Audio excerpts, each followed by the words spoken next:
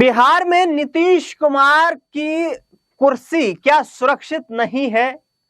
नीतीश कुमार ने जिस तरीके से प्रधानमंत्री नरेंद्र मोदी का नाम लेने की बजाय पूर्व प्रधानमंत्री स्वर्गीय अटल बिहारी वाजपेयी के नाम से उनको संबोधित किया, इसके बाद ये कहीं ना कहीं राजनीतिक गलियारों में सवाल खड़े हो रहे हैं कि क्या नीतीश कुमार की मानसिक स्थिति ठीक है या नहीं है।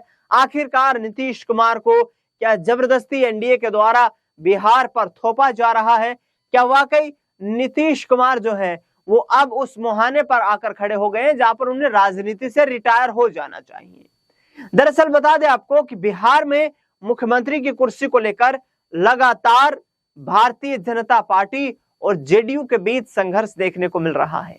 नीतीश कुमार के खिलाफ खुले तौर पर तो अभी बीजेपी ने ऐलान नहीं किया है, लेकिन जिस तरीके से चुनाव प्रचार होता है उसमें सीधे तौर पर कहीं ना कहीं बीजेपी ये इरादे स्पष्ट कर चुकी है कि आने वाले वक्त में बिहार में जो मुख्यमंत्री बनेंगे वो जेडीयू से तो नहीं बनेंगे, वो बीजेपी से बनेंगे। और उसमें हरियाणा के मुख्यमंत्री नायब सिंह सैनी ने तो यहां तक कह दिया था कि वो सम्राट चौधरी होंगे। लेकिन क्या सम्राट चौधरी को मुख्यमंत्री बनने पर सहमत होंगे नीतीश कुमार? यह बड़ा सवाल है। और बिहार में जिस तरीके से जो रैली का महारैली का आयोजन किया गया, जिसमें एनडीए के नेताओं की तरफ से ये दावा किया गया कि हजारों की संख्या में प्रधानमंत्री नरेंद्र मोदी को सुनने के लिए बिहार की जनता उमड़कर आई है, वो कहीं ना कहीं रोहतास में इस बात के भी संकेत देते हुए नजर आए कि बिहार में कांटे की टक्कर होने वाली है। दरअसल बिहार में तमाम मुद्दों को लेकर के राजनीति चरम सीमा पर। बता दें आपको कि बिहार में प्रधानमंत्री नरेंद्र मोदी ने कई योजनाओं का शिलान्यास किया, इसके साथ ही विपक्ष की तरफ से उन पर जमकर हंगामा भी किया गया। बता दें आपको कि विपक्ष ने कहा कि प्रधानमंत्री नरेंद्र मोदी तो पिछले 11 साल से बड़े बड़े वादे कर ही रहे हैं, लेकिन आखिरकार मिल क्या रहा है? बिहार में वही बदहाली है, बेरोजगारी की वही परिस्थिति है। बिहार का युवा परिवार समेत बिहार से निकल जाना चाहता है, बिहार से पलायन कर जाना चाहता है। प्रधानमंत्री नरेंद्र मोदी ने इससे पहले भी 2019 के लोकसभा चुनाव के दरमियान 1.5 लाख करोड़ रुपए की परियोजनाओं के शिलान्यास करने की बात कही थी। आखिरकार मिला क्या? सवाल लगातार यही है और सवाल को कहीं ना कहीं पेचीदा बना रहे हैं अब तेजस्वी यादव सीधे तौर पर नीतीश कुमार पर निशाना साध रहे हैं। यानी कि तेजस्वी यादव की कोशिशें यह है कि नीतीश कुमार को जितना टारगेट किया जाए उनके लिए राजनीतिक तौर पर उतनी ज्यादा मजबूती आ सकेगी। नीतीश कुमार को लेकर लगातार वो खटारा मुख्यमंत्री के संज्ञा उन्हें दे रहे हैं।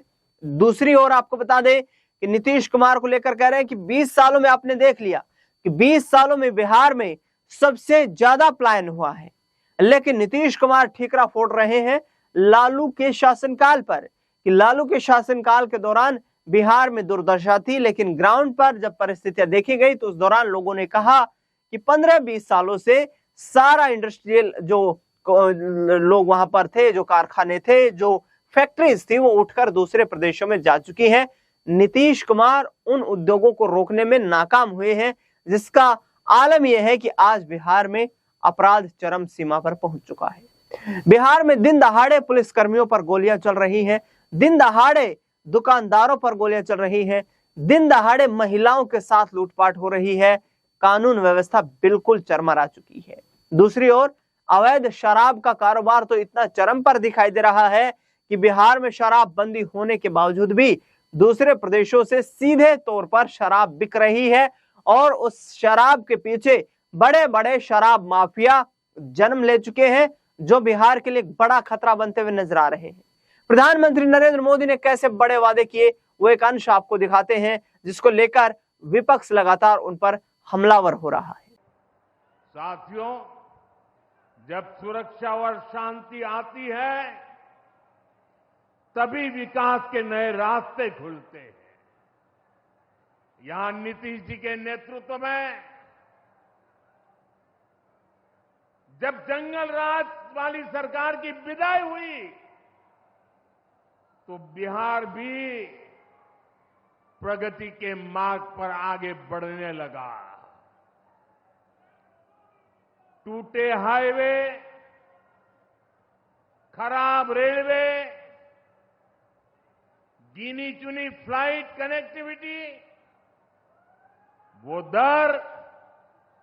दौर अब इतिहास बन चुका है, पीछे छूट रहा है। साथियों, कभी बिहार में एक ही एयरपोर्ट था, पटना। आज दरभंगा एयरपोर्ट भी शुरू हो गया है। अब यहां से दिल्ली, मुंबई, बेंगलुरु जैसे शहरों की फ्लाइट मिलती है। बिहार के लोगों की लंबे समय से मांग थी कि पटना एयरपोर्ट के टर्मिनल को आधुनिक बनाया जाए। अब ये मांग भी पूरी हो गई है। कल शाम मुझे पटना एयरपोर्ट की नई टर्मिनल बिल्डिंग का लोकार्पण करने का सौभाग्य मिला है। ये नया टर्मिनल अब 1 करोड़ यात्रियों को संभाल सकता है। बिहटा एयरपोर्ट पर भी 1400 करोड़ रुपए का निवेश हो रहा है।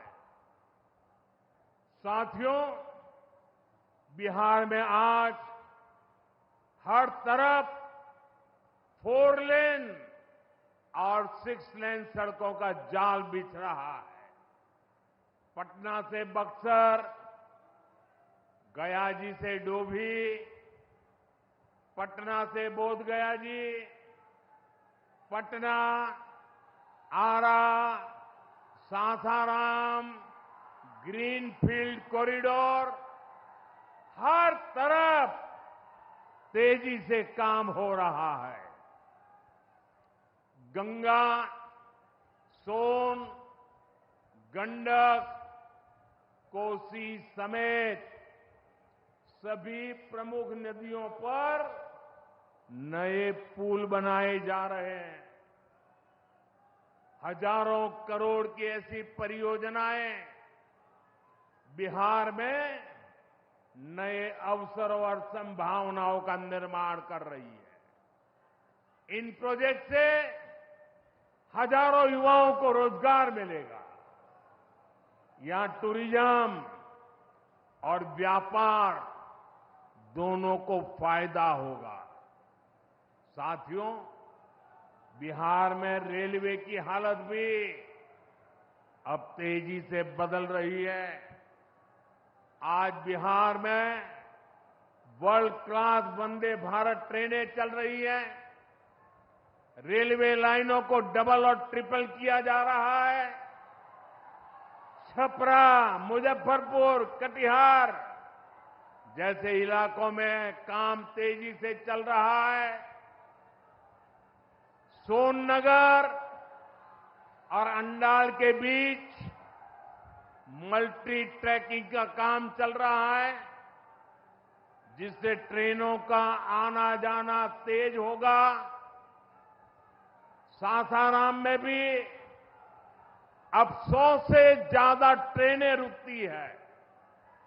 यानी हम पुरानी समस्याओं को भी दूर कर रहे हैं और रेलवे का आधुनिकीकरण भी कर रहे हैं। भाइयों बहनों, ये काम पहले भी हो सकते थे, लेकिन जिनके ऊपर बिहार को आधुनिक ट्रेनें देने की जिम्मेदारी थी, उन्होंने रेलवे में भर्ती के नाम पर आपकी जमीन लूटने का काम किया। गरीबों की जमीन लिखवा ली। सामाजिक न्याय की उनकी यही तरीके थे। गरीब को लूटना, उनके अधिकारों को लूटना, उनकी मजबूरी का फायदा उठाना और खुद राजाशाही की मौज करना। बिहार के आप लोगों को